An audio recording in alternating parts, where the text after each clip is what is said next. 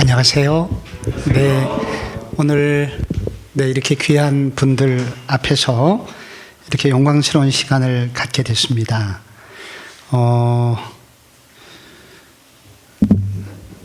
저는 이제 명칭을 좀 정확히 제가 호칭 직분을 말씀드리면 저는 학보교회 대표는 아니고 공동대표, 그래서 교회 측의 공동대표로 섬기고 있습니다.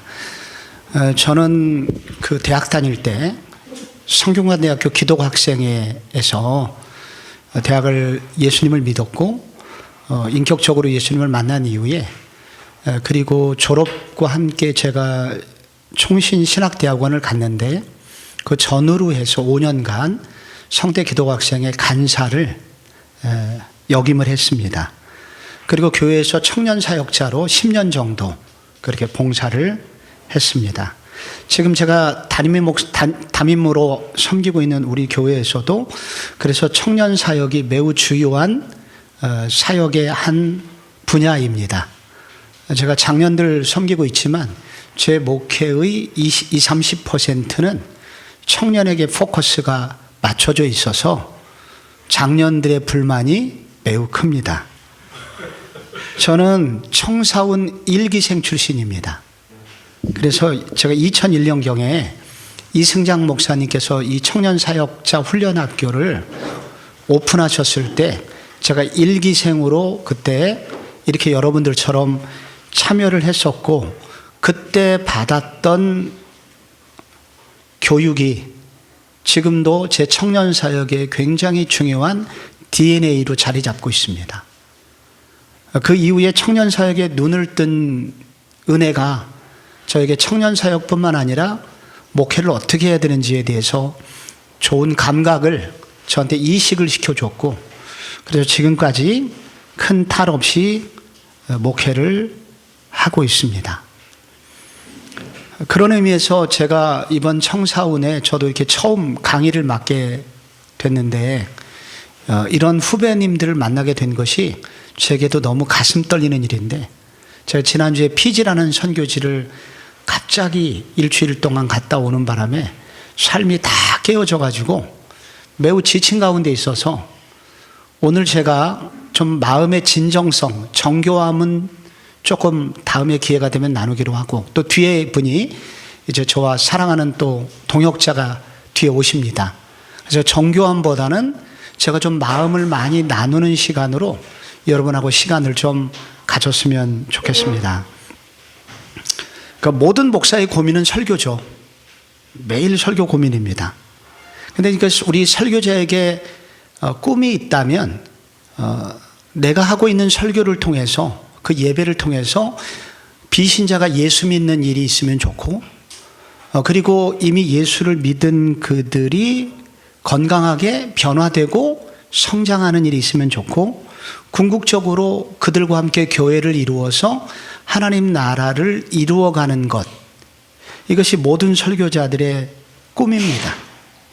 그런데 이런 설교를 통해서 과연 진짜 이런 일이 나의 목회 현장에서 일어난 적이 있는가, 정직하게 우리를 좀 한번 저 자신을 돌아보곤 합니다.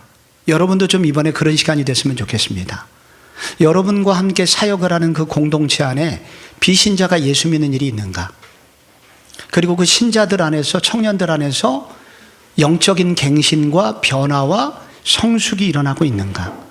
그래서 우리가 전하는 말씀 때문에 하나님 나라의 어떤 그 확장이 일어나고 있는가 하는 것을 우리들이 정직하게 한번 돌아봐야 됩니다. 설교가 뭐냐? 많은 정의가 있지만 존 스토트의 그 정의가 간단하면서도 굉장히 핵심을 찌르고 있는데 두 지평을 연결하는 것이다. 성경의 시대를 지금의 시대와 연결하는 것, 이것이 바로 설교입니다. 그렇기 때문에 이 설교라고 하는 것은 설교가 되려면 첫째 성경의 시대, 성경적이어야 하고 그러나 동시에 청중의 상황이 고려되는 이 두 지평이 이해가 되고 그래서 이 두 지평을 연결하는 작업이라서 이 두 부분을 우리는 생각을 많이 해야 됩니다. 그런데 오늘 주제가 청년 설교거든요. 왜 청년 설교인가? 그냥 설교라고 하지 않고 그 청년은 독특한 대상이라는 뜻입니다. 그래서 성경도 알아야 되지만 그들을 알려고 노력을 해야 되고 그들이 마주 대하고 있는 시대를 알아야 합니다. 우리 청년들이 이 시대에 무슨 고민을 하고 있고 청년을 둘러싸고 있는 시대는 어떤 시대인가? 그러니까 우리가 일반적으로 MZ세대라는 거, 우리 그거 다 알고 있고 MZ의 특성을 다 갖고 있죠. 그런데 또 하나 특성이 있다면 대부분이 모태신앙입니다. 비신자가 예수 믿은 경우에는 우리 시대, 그 다음 시대로 끝났고 요즘은 다 장로님 아들, 권사님 아들, 목사님 아들, 딸들입니다. 그래서 지금 우리들이 한번 우리를 둘러싸고 있는 시대, 지금 시계가 지금 저기 있군요. 저기 시계가 있습니다. 우리를 둘러싸고 있는 시대가 어떤 시대인가 한 번쯤은 생각을 했으면 좋겠습니다. 제가 정리한 것은 우선 지금은 우리 한국교회 젊은이들이 살고 있는 시대는 후기 현대주의 시대다. 포스트 모더니즘을 지난 세대. 그게 지금 우리 시대인데 이런 시대의 특징은 존경심, 권위에 대한 존경심이 사라진 시대. 그리고 종교가 오히려 개인의 자유를 속박한다고 믿고 있는 시대. 그런 시대가 우리 시대입니다. 그래서 팀 켈러는 이 시대를 분석하면서 뭐라고 그랬느냐면은 20세기 중반 이후에 세속적 세계관이 급속히 번지면서 기독교의 메시지가 거의 미친 자들이 외치는 소리처럼 들리게 됐다. 이런 현상은 1000년 만에 처음 겪는 일이다. 라고 그는 여러 자료 분석을 통해서 그렇게 얘기를 했습니다. 이게 없었던 일입니다. 1000년 만에 생긴 현상인데 이게 지금 기독교의 메시지 독성과 오만으로 가득 찬 자들의 모임이고 그들의 외침이라고 그렇게 막 경고를 요즘 듣고 있는 시대입니다. 그러다 보니까 무종교인이 급증을 해서요. 요즘에 이제 곧 통계조사가 이제 내년도에 10년마다 한 번씩 하게 되는데 우리가 예상하고 있는 지금 한국 내 종교인의 비율은 40% 이하가 될 거다. 현재 약 38% 정도. 그런데 이게 20대로 내려오면 현재 믿을 만한 기관의 자료에 따르면 10% 이하입니다. 그래서 20대, 30대는 지금 10% 이하입니다. 무종교인의 시대를 넘어서 지금은 또 반기독교 시대인데 특별히 한국 사회에서는 기독교에 대한 반감이 너무 커요. 특별히 코로나 시대에 이게 급증을 했고 제가 살고 있는 서울시 성북구 안에 사랑제일교회가 있습니다. 그래서 근처에 우리 코로나 시대 얼마 후에 어느 식당에 교인 출입 금지라는 명패가 붙어 있었습니다. 그게 지금 우리가 맞닥뜨리고 있는 그런 시대입니다. 그러다 보니까 특별히 젊은이들이 교회를 다닌다고 하는 것은 이 세속사회 속에서 조롱의 대상입니다. 그렇게 어렵습니다. 그래서 다른 세대도 교회를 안 다니기 시작했지만 지금 무서운 속도로 젊은이들이 교회를 빠져나가고 있을 뿐만 아니라 교회 안에 남아있는 분들조차도 언제 교회를 떠날 것인가 이런 생각이 젊은이들 사이에 자존감, 교회를 향한 자부심이 없어서 그래서 그들이 교회를 이탈하는 이탈률이 계속 떨어지고 있습니다. 우리 교회 앞에 고려대학교가 있거든요. 고려대학교에 고기연 개강 예배를 드릴 때 제가 15년 전에 부임할 때는 적게 올 때는 300명, 많이 올 때는 600명 정도가 모여서 개강 예배라는 걸 드렸습니다. 그런데 여기 지금 간사님 중에 이 자리에 고기연 멤버였던 분이 여기 계셔서 잘 아시겠지만은 2년 전에는 어떻게 됐냐면 15명까지 줄었습니다. 지금 그 부산대의 경우에는 12~13개 있었던 선교단체가 제대로 활동하고 있는 거 딱 2군데, CCC하고 SFC만 살아있고 나머지는 활동이 거의 전무하다시피 한 상황인데, 이런 현상이 지금 지역교회 안에도 그대로 들어와서 지금 통합 측에서 장청이라는 장로교 청년회가 있거든요. 여기 이제 내부 자료에 따르면 그 장로교 전체 그 교인 수 대비 청년의 출석률은 2.2%입니다. 1000명 모이면 22명, 100명 모이면 2.2명 정도 나오는 그런 상황이 됐었죠. 이게 지금 우리가 만나고 있는 시대 상황인 것입니다.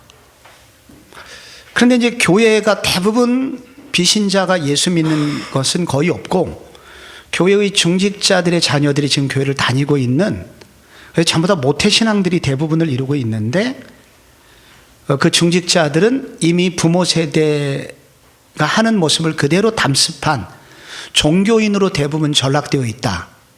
이렇게 바라봐도 그렇게 크지 않습니다. 우리 목사들끼리 모이면은 하는 얘기가 자식들 걱정입니다.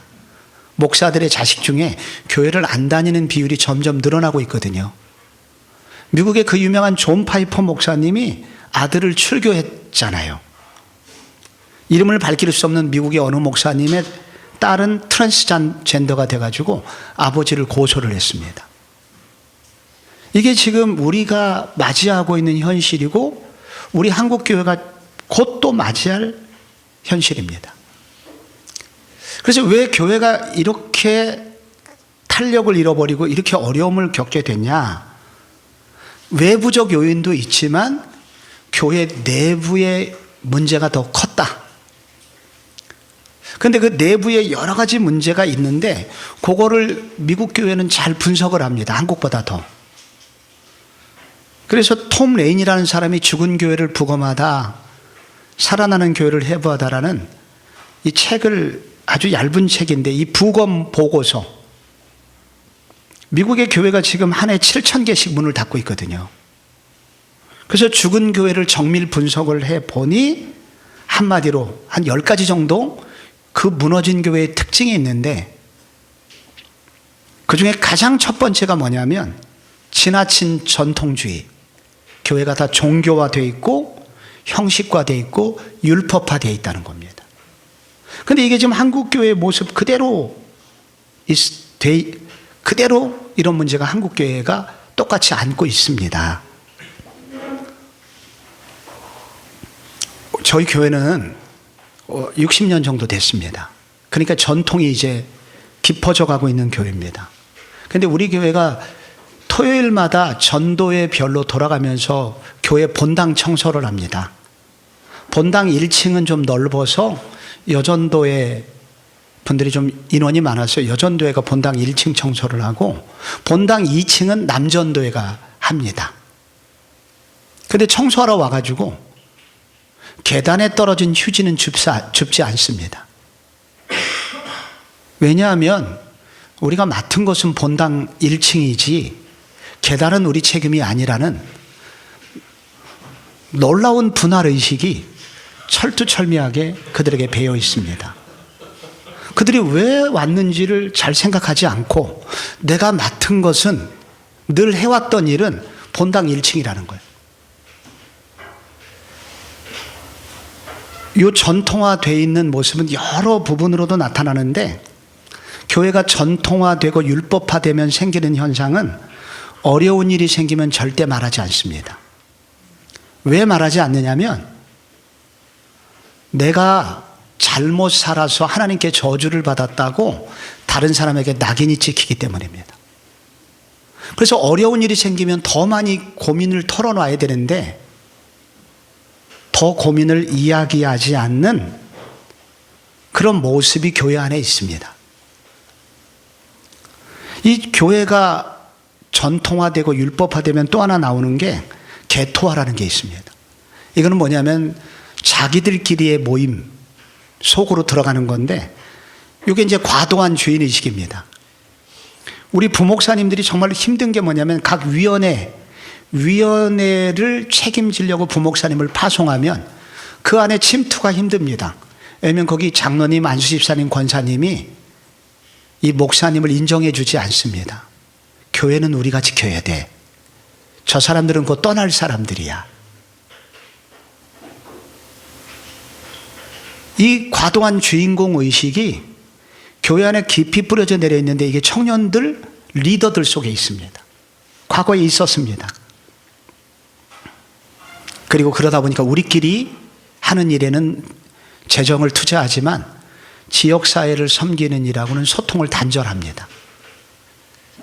그런 것들이 이제 교회의 탄력을 잃어버리게 하고 교회 안의 그 복음의 정신, 뜨거운 성령의 역사를 제한하게 되고, 그래서 교회 안에 교회를 다니고 싶거나 교회를 다녀야 될 이유를 그들은 찾지 못합니다. 미국 교회나 한국 교회가 그러한 비슷한 증상인데, 그 미국 뉴욕 맨하튼에 팀 켈러라는 목사님이 있습니다. 리디머 교회. 이제 소천하신 지 1년 좀 넘었는데요. 이분이 그 유명한 책 센터 처치라는 책을 썼죠.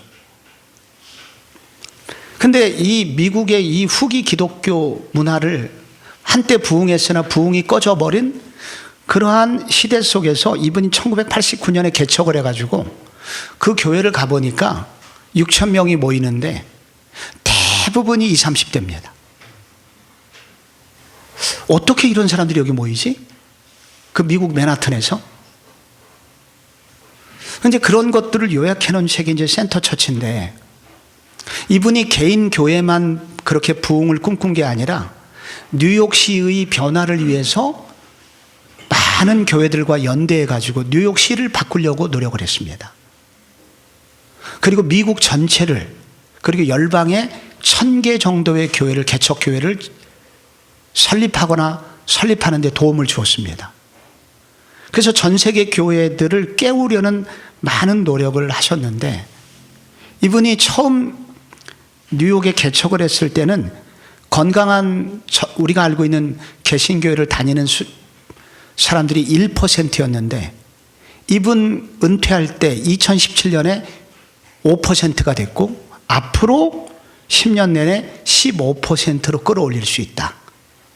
이렇게 고백을 할 정도로 뉴욕 안에 부흥이 일어나셨습니다. 그런데 그때 부흥의 키워드가 몇 가지가 있는데 그 중에 한 가지가 설교입니다. 팀 켈러가 그 도시를, 그 교회를 그렇게 변화시킬 수 있었던 것은 한마디로 그리스도 중심적 설교, 매 설교 안에 복음이 있는 설교, 그것이 그 교회를 바꾸고 그리고 도시를 바꾸는 그런 일을 한 것입니다. 그런데 이것은 팀 켈러뿐이 아닙니다. 우리가 사랑하는 로이드 준소 목사도 그의 그 목사와 설교라는 책에서 똑같이 얘기했습니다. 이 영국 교회가 텅텅 비어가고 있는 이유는 우리가 설교 시간에 도덕 선생 역할을 하고 있기 때문이다. 설교는 단순한 지식의 분배가 아니라 복음을 통해서 예수를 발견하고 삶의 새로운 결단의 지점까지 가도록 해줘야 된다 라고 똑같은 얘기를 했습니다. 그래서 결국 교회를 변화시키고 성도를 변화시키고 교회를 변화시키는 힘은 뭐냐면, 결국 매번 설교 시간에 도덕을 얘기하는 게 아니라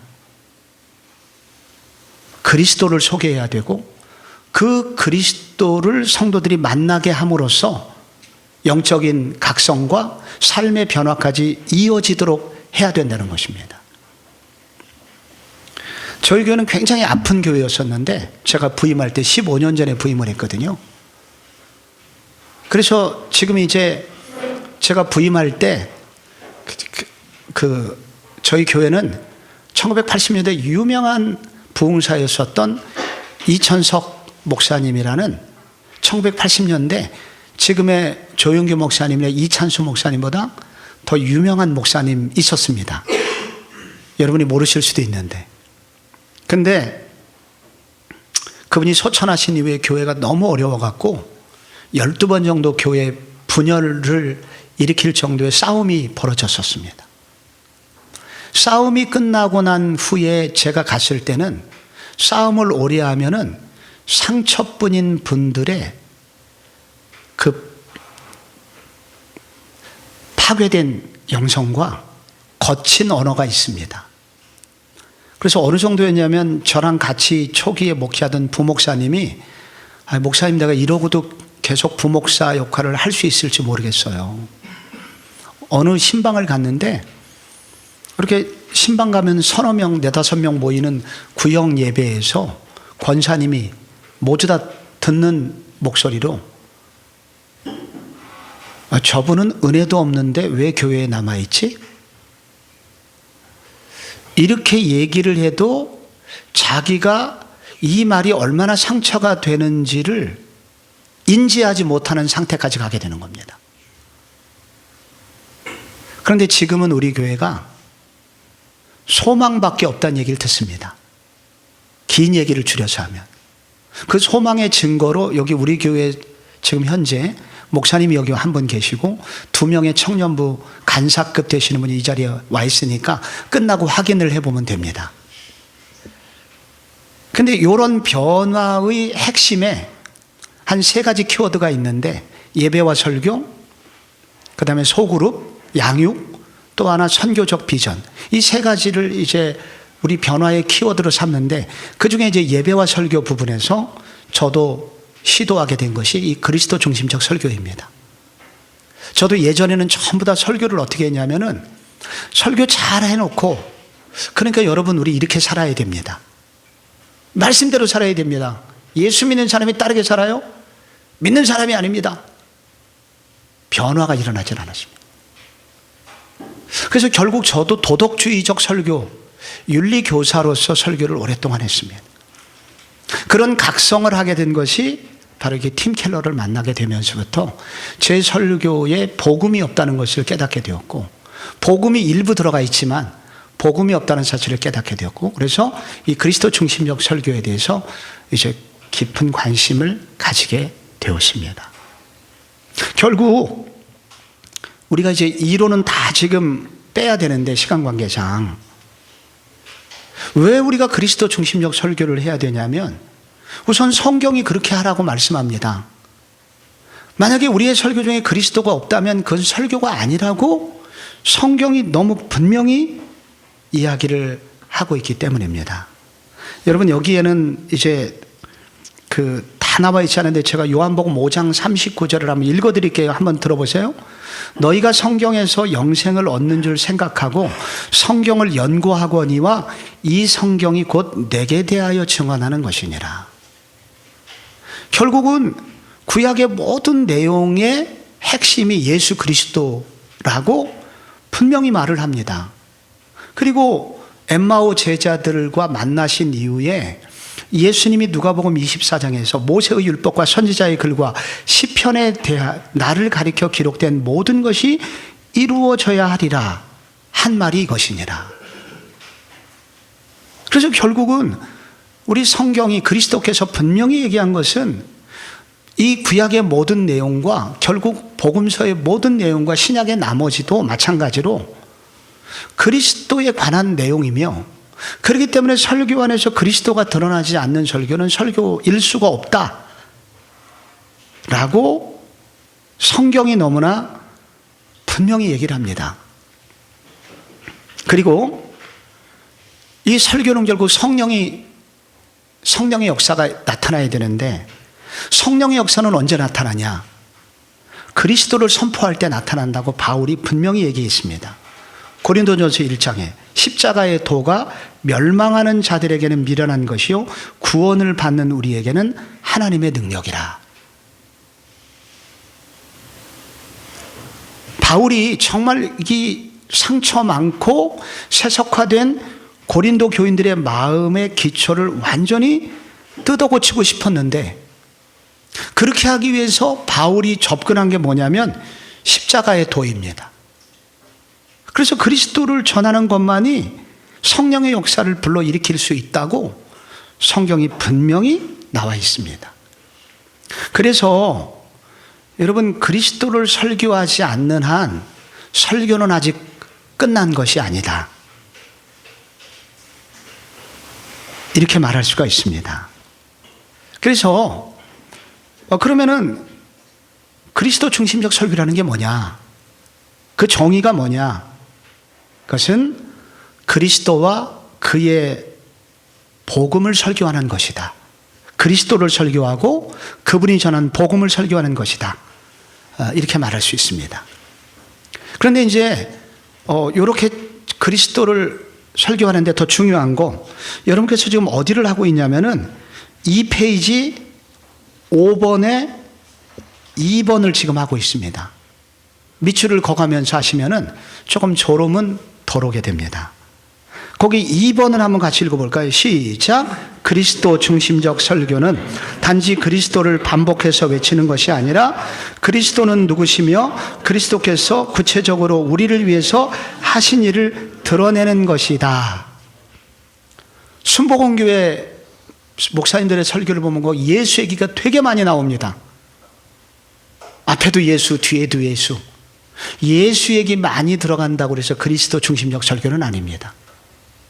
여기서 그리스도 중심적 설교는 그리스도 그분의 인격이 어떤 분이시고, 그리고 그리스도 그분이 우리를 위해서 하신 일이 구체적으로 무엇인지가 드러날 때 비로소 그리스도 중심적 설교이며, 그 결과로 3번 진정으로 마음이 변화되는 설교를 지향하는 것이다.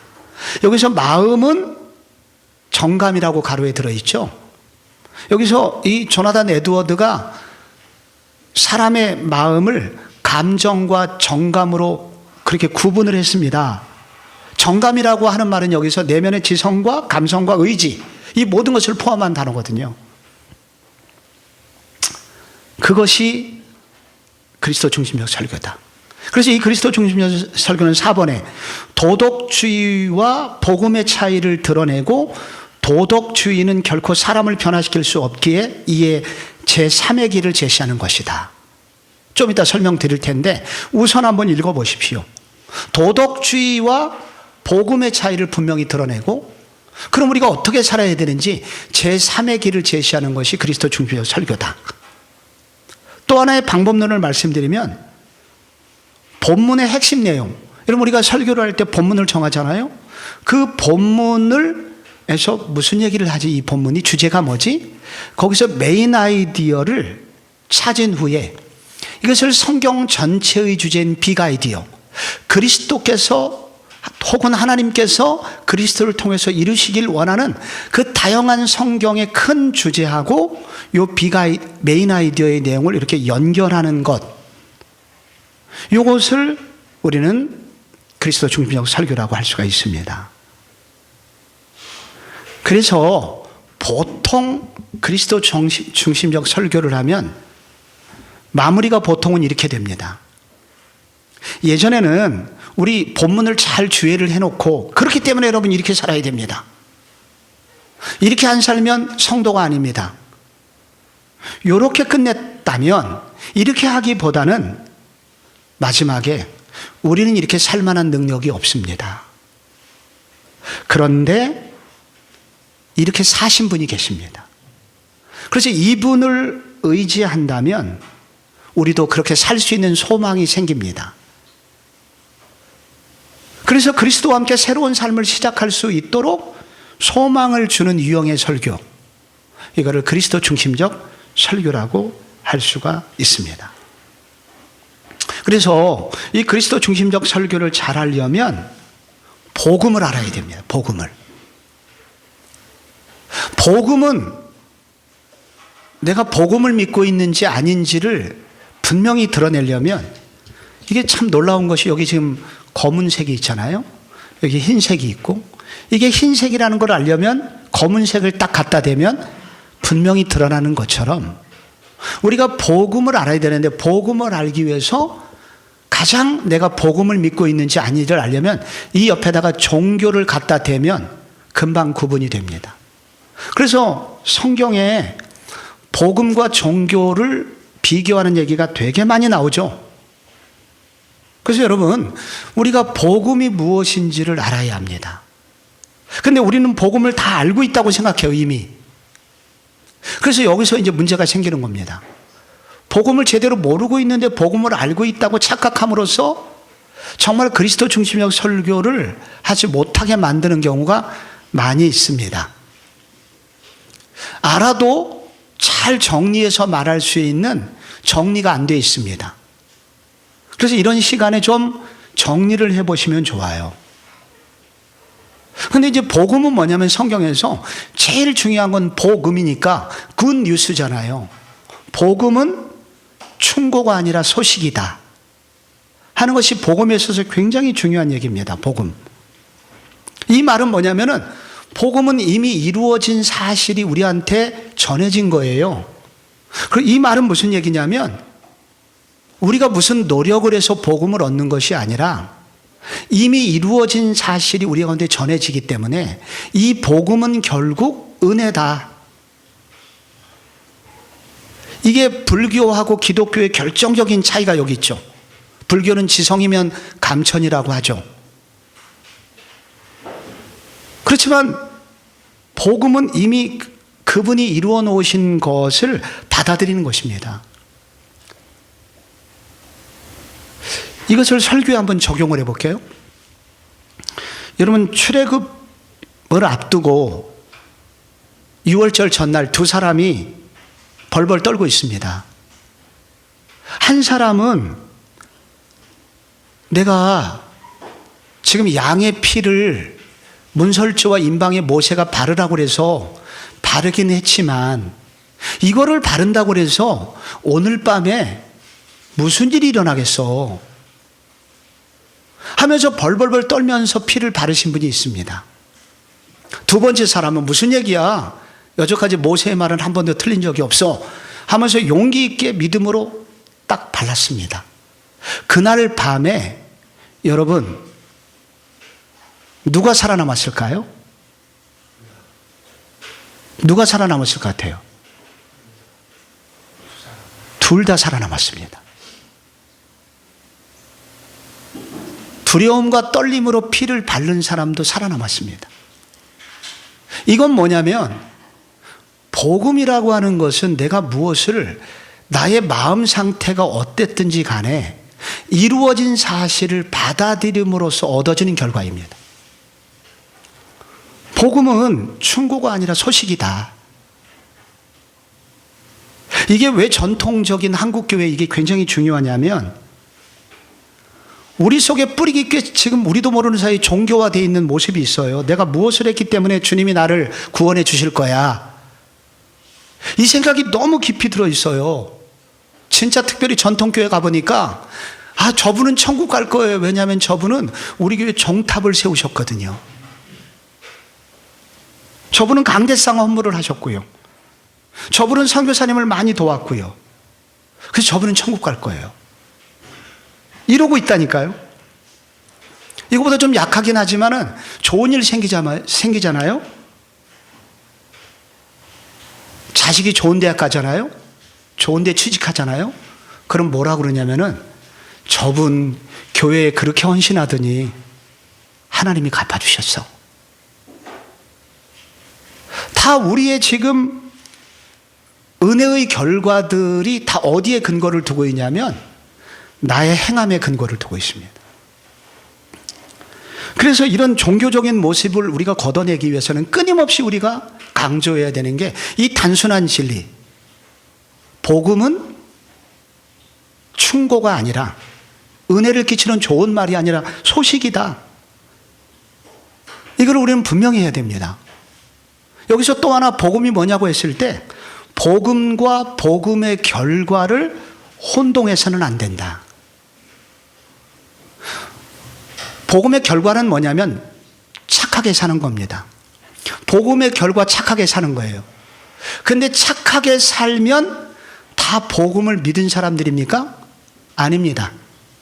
착하게 사는 사람들 중에도 복음과 상관없이 그렇게 사는 사람이 있습니다. 그래서 이 복음하고 복음의 결과를 구분을 잘해야 되는데, 그래서 복음은 우리가 뭐 선행을 행하면 복음을 믿었다라고 생각할 수 있는데, 그게 아니라 복음은 우리를 위해서 행해지신 선행이다.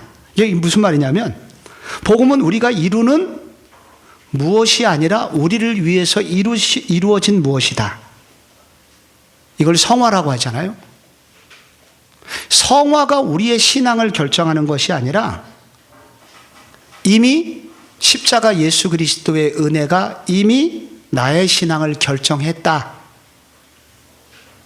그래서 우리는 성화에 근거해서 구원받았느냐 아니냐를 결정하는 게 아니라, 이것은 이미 칭의에 의해서 구원은 이루어졌고 그 결과로 우리가 착하게 살고 거룩하게 사는 것이지, 내가 착하게 사는 것 자체가 구원을 받은 것은 아니다. 이 구분이 분명히 있어야 된다는 겁니다. 많은 얘기가 있습니다. 복음에 대해서. 그래서 종교와 복음의 차이를 늘 분별을 해야 됩니다. 종교하고 복음이 매우 비슷합니다. 그러면 그 차이가 어디 있냐면은, 그거를 분별하는 리트머스 시험지 같은 게 있습니다. 그것은 항상 동기입니다. 동기의 순수성. 순종의 동기냐. 이게 종교는 뭐라고 얘기하냐면, 순종하면 복을 받는다 이렇게 말합니다. 그러나 복음은 이미 용납받았기 때문에 순종하는 것이다 이렇게 말합니다. 고난을 당했어요. 종교는 뭐라고 말합니까? 고난을 당하면은 내가 뭔가 하나님한테 잘못된 일을 행해서 고난을 당한다고 종교는 그렇게 말을 하고 사람들도 그렇게 비난을 합니다. 교회에서도 잘못된 일을 하는, 불행한 일을 만나면 저 사람 뭐가 숨겨놓은 죄가 있을 거야. 욥의 친구들처럼. 어려운 일 만나올 때 고난에 대한 평가가 종교인들은 비난을 합니다. 그런데 복음은 뭐라고 말합니까? 저 시련에는 하나님의 또 다른 뜻이 있을 수 있으며 시련 속에서 아버지의 사랑을 깨닫게 하는 도구야 라고 복음은 말합니다. 그래서 종교적인 사람은 고난을 만나면, 겹쳐서 그런 일을 만나면 교회를 떠나게 됩니다. 그러나 복음의 사람은 고난을 만날 때 더 깊어집니다. 비난을 당할 때 어떻게 할까요? 비난을 당할 때. 우리가 여러분도 목회하실 때 비난 당하잖아요. 종교적인 사람은 다 무너집니다. 왜냐하면 그동안 내가 열심히 교회 안에서 덕을 쌓은 이유는 칭찬과 사람들의 지지, 인정을 받기 위함이 교회 생활의 핵심 키워드였는데 비난을 받아요. 그 비난을 받는 순간 교회를 떠나게 됩니다. 그런데 복음의 사람은 나의 정체성이 사람들의 인정이 아니라 그리스도께서 나를 어떻게 생각하시느냐에 따라서 정체성이 결정된다고 믿기 때문에 사람들의 비난이 가슴 아프기는 하지만 견딜 만한 힘을 갖습니다. 우리가 선을 행해야 됩니다. 근데 선을 행하는 이유가, 종교적인 사람은 칭찬받기 위해서, 둘째 혹은 또 하나는 처벌을 피하기 위해서 이렇게 선을 행한다면 이게 다 결국은 뭐냐면 자기를 위해서죠. 그런데 복음의 사람은 사랑에 대한 감사의 표현으로 선행을 행하게 됩니다. 그래서 우리는 끊임없이 종교와 복음을 구별하도록 성도들에게 알려줘야 됩니다. 그것을 적용하며 살 수 있도록 그렇게 도와줘야 합니다. 예를 들자면 우리가 여러 설교가 있을 수 있습니다. 우리가 사무엘상 17장 하면 여러분 무엇이 떠오르십니까? 성경을 읽으신 분이 다릅니다. 다윗과 골리앗이 나옵니다. 여러분이 다윗과 골리앗의 본문을 가지고 어떻게 설교하셨습니까?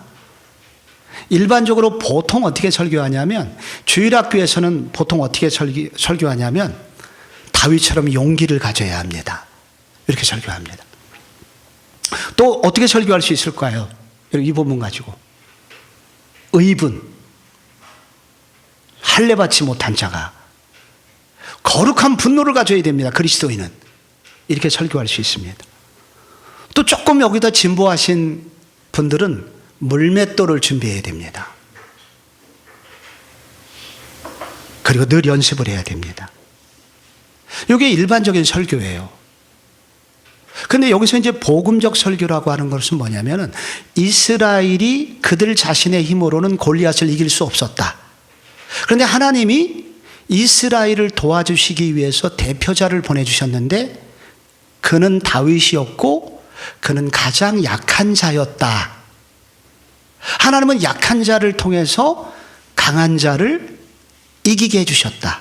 이게 하나님의 은혜다. 이게 1차적인 설교고요. 요것을 이게 이제 이 메인 아이디어에서 이제 그리스도로, 빅 아이디어로 연결하면 이렇게 됩니다. 우리는 죄라고 하는 골리앗을 늘 만나고 있습니다. 근데 이 죄라는 거대한 골리앗을 우리 힘으로는 이길 수 없습니다. 그래서 우리에게 한 대표자를 보내주셨습니다. 진정한 다윗을 보내주셨습니다. 그게 누구일까요? 예수 그리스도입니다. 그래서 우리는 예수 그리스도께서 행하신 일 때문에 우리는 골리앗을 이길 수 있는 힘을 받습니다. 이렇게 이와 같은 방식으로 우리의 관점을 성경 본문 자체로 끝나지 않고 도덕적인 설교에서 머무르지 않고 결국은 그리스도에게 연결해서 그리스도로 하여금 이런 일을 우리에게 하도록 도와준다는 것입니다. 비난의 주제를 한번 생각해 보겠습니다. 룻과 나오미가 베들레헴에 들어왔습니다. 나오미가 돌아왔다고 많은 마을 사람들이 나오미 집에 들어갔습니다. 룻기서 1장 마지막 부분에 동네 사람들이 나오미 주변으로 몰려듭니다. 나오미야, 돌아왔느냐? 그랬더니 나오미가 뭐라고 그랬습니까? 나를 나오미라고 부르지 말고 마라라 부르라. 그리고 동네 사람들이 그냥 돌아갔습니다. 거기서 뭐가 안 나오냐면, 옆에 있는 여자는 누구야? 룻이 옆에 있었거든요. 룻에 대해서는 나오미가 한마디도 하지 않습니다.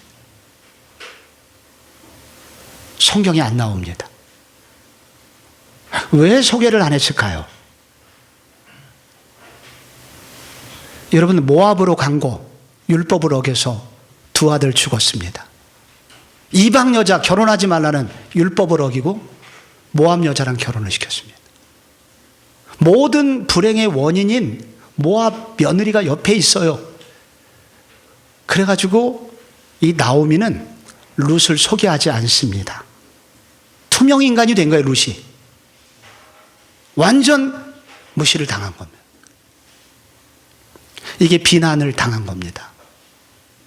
여러분, 이렇게 비난을 당할 때, 이런 일을 우리가 그리스도인이 만날 때, 여러분, 비난을 당할 때 우리는 어떻게 해야 됩니까? 여러분은 어떻게 가르치십니까? 도덕적으로 이것을 풀어가시는 설교자들은 이렇게 비난을 당할 때 뭐라고 가르치냐면 주로, 그러므로 우리는 사람을 의지하지 말아야 합니다. 나오미 같이 그렇게 착한 사람도 헷가닥하고 사람이 바뀔 수 있습니다. 그래도 우리는 시어머니를 끝까지 섬겨야 됩니다. 룻이 그래서 복을 받지 않았습니까?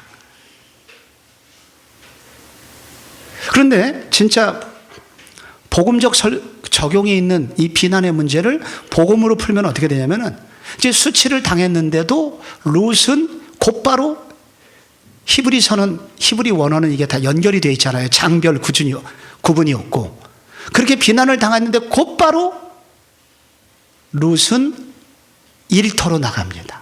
시어머니를 위해서, 이삭 줍기를 위해서 들로 나갑니다. 룻의 아름다운 모습이 나옵니다. 근데 여기서 룻의 아름다운 모습으로만 끝나면 도덕주의로 끝납니다. 이때 우리가 해야 될 일은 이것을 그리스도로 연결하는 거예요.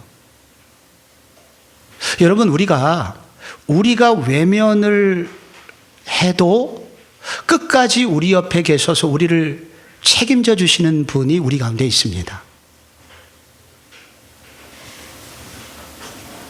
우리가 그분을 비난하고 그분을 외면하고 죄를 많이 지었는데도 불구하고 끝까지 우리를 책임지시는 그런 분이 계십니다.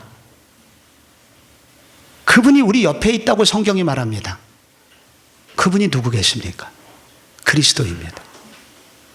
그래서 이렇게 끝까지 결국은 이 구약의 본문을 통해서도 결국은 그리스도를 소개하고 그 그리스도를 통해서 우리로 하여금 비난을 이길 수 있는 힘을 얻도록 그리스도 그분이 인격이 어떤 분이시고 혹은 그분이 행하신 일을 통해서 그분을 묵상케 함으로써, 그렇게 함으로써 그리스도를 만나게 하는 그런 일을 할 수 있다는 겁니다.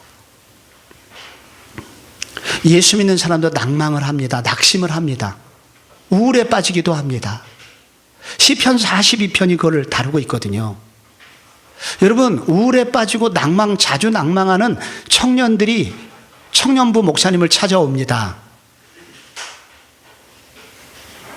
그러면은 청년부 목사님이 율법주의에 가득하신 분, 어렸을 때부터 그냥 공부만 잘해갖고 늘 승리를 얻으신 율법주의자 부목사님은 뭐라고 말하냐면은, 자매님, 말씀대로 안 살아서 그래요. 회개하시고 말씀대로 돌아가시오. 말씀으로 돌아가셔야 됩니다. 이렇게 가르칩니다. 율법 폐기론, 이걸 이제 상대주의라고도 말하고, 이런 좀 자유로움이 있는 부목사님 뭐라고 그러냐면, 자매님, 자신을 용납하시고 사랑하시면, 자기를 귀하게 여기는 훈련을 하시면 극복할 수 있습니다. 라고 세속적 심리학을 가미해서 그렇게 알려줍니다. 그럼 이제 복음은 이 낙심의 주제를 어떻게 다루고 있냐면, 이 시편 42편 읽어보면은 나의 삶에 하나님보다 더 소중하게 여긴 것이 있는데 그것을 우상이라고 말합니다. 우상은 가짜 구원자입니다.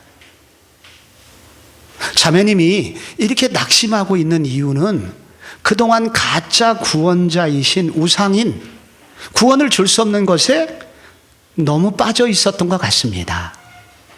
왜냐하면 시편이 그렇게 얘기하고 있거든요. 너의 하나님을, 너는 하나님께 소망을 두라, 그렇게 말하고 있거든요. 내 영혼은 어찌하여 낙심하며 낭망하여 하는고, 불안해하는고, 너는 하나님께 소망을 두라. 그가 나타나 도우심으로 말미암아 내가 여전히 찬송하리로다. 이렇게 말하는 걸 보면은 소망이 다른 데 있었던 거예요, 이분에게는. 근데 시편 42편을 누가 썼냐면은 표제어에 보니까 고라자손이 썼습니다. 고라자손은 교회에서 찬양 인도자를 말합니다. 근데 이 찬양하는 사람들이 자주 빠지는 함정이 있어요. 그건 뭘까요? 우상이 있어요, 그분들에게. 인정받음입니다. 그래서 사람들이 노래 잘했다고 하면 그날 기분이 막 올라가고 하나님이 자기를 엄청 사랑하신다고 느낍니다. 근데 사람들이 아무런 반응을 하지 않으면 굉장히 낙심이 돼요. 하나님도 안 계신 것 같고, 그러면 낭만과 우울에 빠져요. 그래서 시인은 말하는 거예요. 너의 소망이 어디에 있었냐, 그동안. 네 근거가. 너를 높이기도 하고 낮추기도 하고 흔들어대는 근원이 어디 있냐? 너의 소망을 하나님께 두라. 여러분, 그래서 결국은 너의 소망을 하나님께 두라, 이 말은 하나님과 나와의 관계는 어떤 관계냐면 아버지와 자녀의 관계죠. 그래서 아버지와 자녀의 관계는 우리가 무엇을 성취해야만 인정을 해주시거나 사랑을 해주시는 게 아닌 관계입니다. 이유 없이 사랑하시고 이유 없이 안아주시고 이유 없이 나를 끝까지 책임지시는 분이, 그분이 하나님 사랑입니다.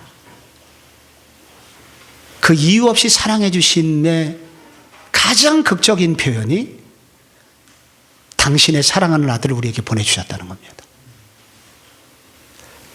그래서 성경의 모든 내용들이 결국은 그리스도로 돌아가야 되고, 결국은 우리 힘이 아니라 그리스도의 은혜와 능력으로만 우리가 변화될 수 있음을 알려줘야 된다는 거예요. 여러분, 성도의 삶도 마찬가지입니다. 이렇게 살아야 된다, 저렇게 착하게 살아야 되죠. 성화된 모습으로 살아야 됩니다. 봉사하며 살아야 되죠. 그런데 여러분, 이 또한 마찬가지예요. 여러분, 이렇게 살아야 됩니다라고 끝내면 도덕주의로 끝나요, 설교가.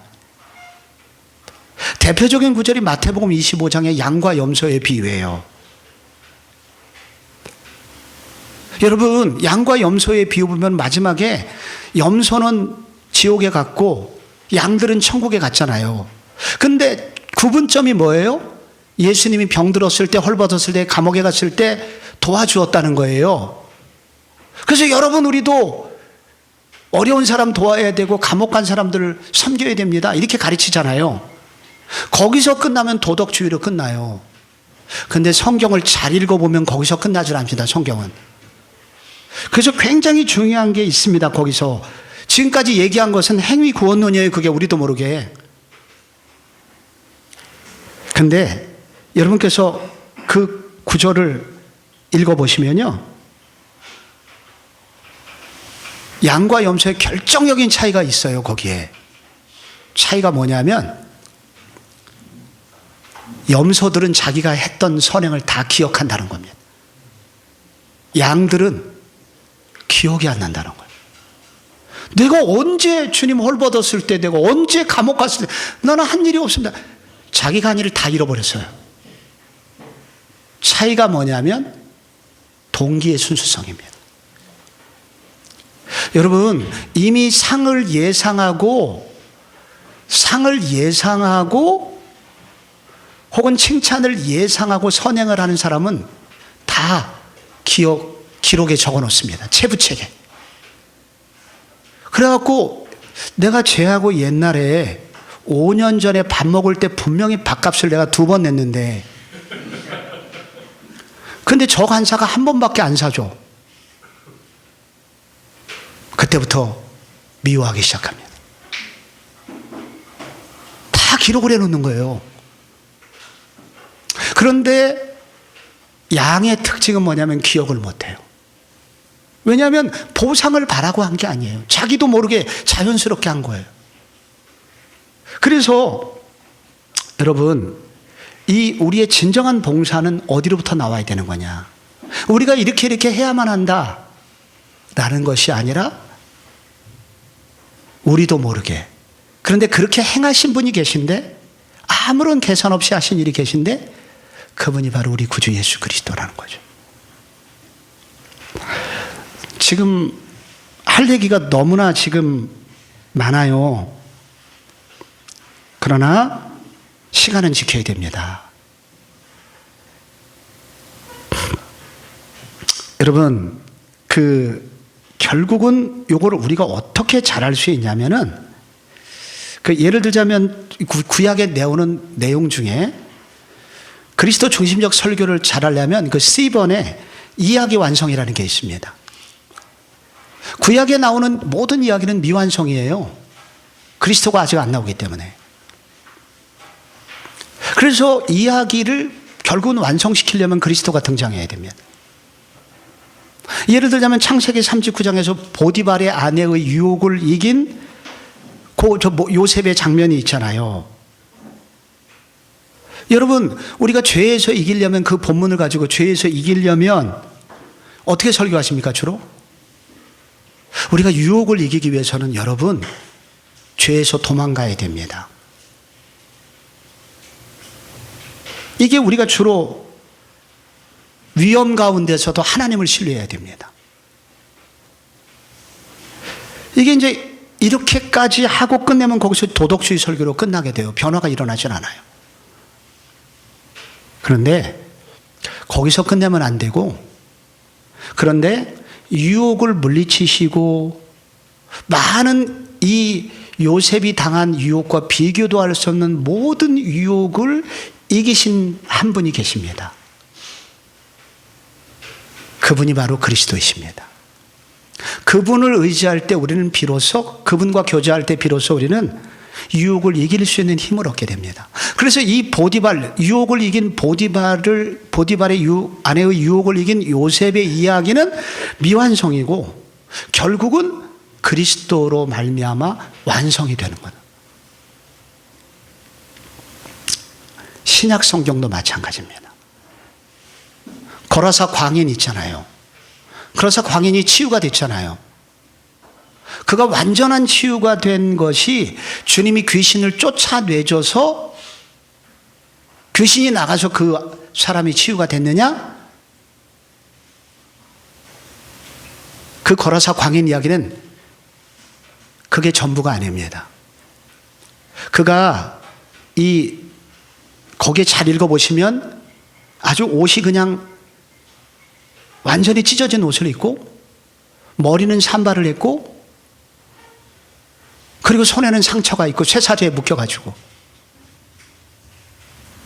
그런데 결국은 이 거라사 광인이 예수 그리스도의 한마디로 귀신이 나가서 새로워졌는데 그 모습은 결국 무엇을 말미암냐면 얼마 후에 자리바꿈을 하시는 그리스도의 모습을 소개합니다.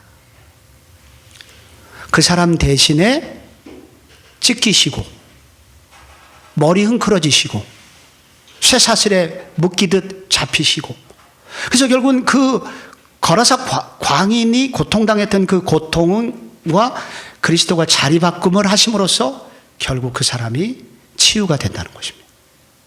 그래서 모든 성경의 이야기는 그리스도로 연결될 때 비로소 설교는 완성될 수 있습니다.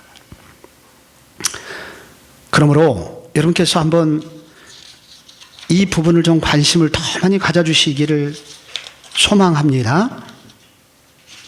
그리고 6쪽을 보시면 거기 스펄전이 쓴 예화가 하나 나옵니다. 어느 웨일즈 사역자 젊은 설교자에 대해서 나오는 그런 얘기가 있는데 그거 읽어보시면 영국의 모든 작은 동네라도 런던으로 통하는 길이 있다는 것을 알고 있는가? 성경의 모든 본문도 마찬가지로 수도 런던으로 통하는 길이 있다네. 설교란 그 안에 그리스도의 향취가 나지 않으면 아무런 유익도 끼칠 수 없기 때문이지. 잘 한번 읽어보십시오. 그래서 여러분의 모든 설교를 그리스도와 연결하시기 바랍니다. 8쪽을 보세요. 이제 마지막으로. 다른 건 다 그냥 읽어보시면 되는데 이 그리스도 중심의 설교를 잘 하시려면 거기 그림을 잘 보십시오. 여러분이 성경 텍스트를 가지고 연구를 잘 하죠. 그런데 요거를 이 안에 있는 메시지만 딱 전달하시면 정보 전달로 끝납니다. 어떤 분은 성경 텍스트 본문에 있는 것을 읽고 곧바로 어디로 가냐면은 3번 그리스도께서 어떻게 행하셨다고 갑니다. 이러면 알레고리가 돼요. 1번에서 4번으로 곧바로 적용으로 가면 큐티식 설교가 돼요. 1번에서 성경 텍스트 본문에서 2번 성경 저자의 메시지로 갔다가 4번으로 곧바로 가면 도덕적 설교로 갈 위험성이 매우 많아요. 그러므로 그리고 이제 구속사적 설교하고의 차이도 있는데 1번, 2번으로 갔다가 그리스도의 성취로 끝나면 그게 구속사적 설교예요. 근데 그리스도 중심적 설교는 하나 더 가는 거예요. 구조를 잘 보십시오. 어떻게 가면 좋으냐면 1번, 2번, 4번으로 갔다가 3번으로 가는 경우가 많습니다. 이게 그리스도 중심적 설교의 기본적인 패턴입니다. 고민해 보시기 바랍니다. 그래서 여러분의 삶 가운데 정말 우리의 꿈이 있다면 설교자로서의 꿈이 있다면 비신자가 예수 믿고 신자가 그리스도의 인격으로 말미암아 성숙으로 변화가 일어나고, 그래서 함께 하나님의 나라를 이루고자 하는 이 엄청난 역사가 우리 청년 설교자들에게, 다음 세대 사역자들에게 계속 열매 맺는 일이 있기를 축복합니다. 질의응답하는 시간 주라고 그랬었는데, 이게 시간이 이제 딱 1분 30초가 남았는데, 혹시 질문이 있다면 질문만 듣고 제가 쉬는 시간 10분만 주신다면 그 시간에 제가 개인적으로 또 말씀을 드리겠습니다. 질문이 있을까요? 네. 질문 없습니다라는 말이었어요. 예. 그리스도 중심적 설교에 있어서 사실 모든 설교를 그렇게 하고 싶은 마음과 최근에도 많은 이슈가 되고 있는 걸 알고 있는데요. 사실 본문 선택에 있어서도 많은 제약이 있는 부분도 있지 않을까라는 생각이 듭니다. 모든 본문들 다 그렇게 고도사적 설교가 흐르기까지가 쉽지 않지 않을까. 네. 너무 중요한 고민이고 좋은 질문이십니다. 가능합니다. 모든 부분은 연결할 수 있습니다. 이 다양성 때문에. 다양한 지금 학자들의 연구, 제가 책들을 소개하겠습니다. 그래서 이게 가능한데, 그럼 매주일 그렇게 하는 것이 옳으냐 하는 문제는 이제 설교자의 선택입니다. 우리 공동체의 필요를 봐가면서 하는 것은 얼마든지 가능하다. 그렇게 팀 켈러 같은 경우는 매주 그리스도가 등장합니다. 그런데 조금도 지겹지 않아요. 오히려 풍성합니다. 가능합니다. 네, 고맙습니다. 네. 목사님 목회를 하실 때 설교에 대한 주제나 그 본문을 1년치를 좀 어느 정도 계획하시는지, 아니면 정말 성도들의 필요에 따라 이번 주는 이 본문을 해야 되겠구나 라는 걸 그때마다 좀 상황에 따라 바뀌어지게 되는지. 저는 여태까지 90% 강해 설교합니다. 본문이 정해져 있습니다. 지금 10편인데 지난주 126편 했으면 앞으로 127편입니다. 어떤 특별한 날, 어떤 절기나 이번 주처럼 이제 12.7 이슈가 있는 날, 이제 이런 때는 조금 바뀔 수 있지만 그냥 강해 설교로 가는데 말씀은 정말 신비합니다. 공동체 필요하고 딱 맞습니다. 이게 말씀의 능력입니다. 그래서 모든 본문은 그리스도로 통하기 때문에 결국은 성도들이 주제와 더불어서 그런 연관성에 대해서 또 오해 없이 들으십니다. 매주 본문이 정해져 있기 때문에 내가 의도성을 갖고 누구를 공격하려고 하지 않습니다. 고맙습니다.